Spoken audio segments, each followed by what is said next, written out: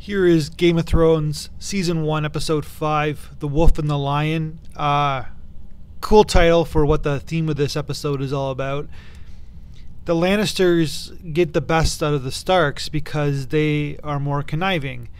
If you do what is right in this faraway land and you believe in the king and you do what the right things are, you are doomed to fail or you're in trouble, because Ned Stark's a couple steps behind. And this is the interesting thing about this, is because we root for Ned Stark. Like right in the first 5 episodes, this is a man who's got honor, who's got loyalty, who's a good father, who's got a lot of love in his soul, even though he is who he is.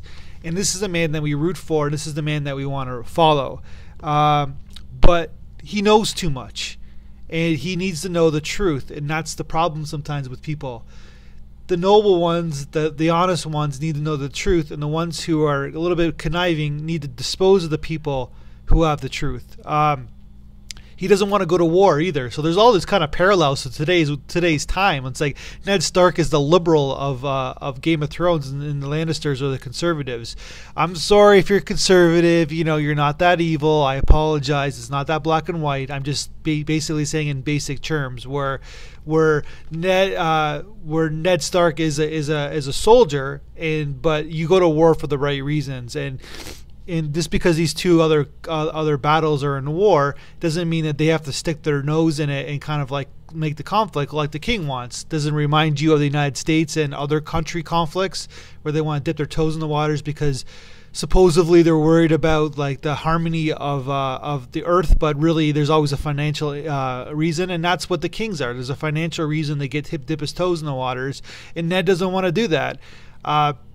His own daughter is hearing people plotting against his father, and Ned's learning this, but he's a couple steps behind because he's noble. And he doesn't believe that there's no way that the king is going to basically, disown him, even though in this episode he does, because even he turns his back on the king. The king's mad at him, and then Jaime Lannister comes and kills a couple of his men and basically captures him in a very brutal fashion.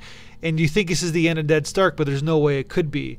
But this is a bit of his downfall, where he's too good of a human being to be on this earth, which is like, it's a very mythic kind of tale. It's a big fantasy tale because it's usually not that basic. But Ned, we've learned a lot about this guy. Even though he's got downfalls, we love this guy because he has love himself. His wife kidnaps Tyrion and brings her to her sister, and they don't even know what to do with them, and because the brother wants his back. That's part of the reason why he went after Ned Stark. So there's all this conflict between the two families, but the Lannisters got manipulative actions, manipulative brains, and they also got a lot more power too. But you're rooting for the Starks all the way. That's my 2 cents.